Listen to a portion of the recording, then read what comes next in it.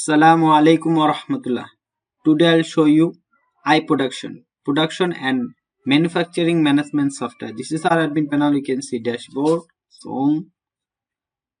You can see so many information is running production, profile and home, then the dashboard, downtown outlet, Newark, central outlet, and production. You can add production list, add production loss list. I might work by order and by product, then product stock.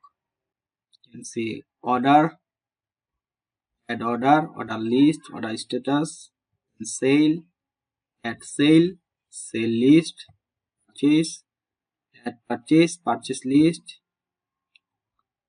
then RM stock, attendance, expense, accounting, then supply payment, custom review, payroll, item setup. So many options. RM wastage, then product wastage, station, report, user,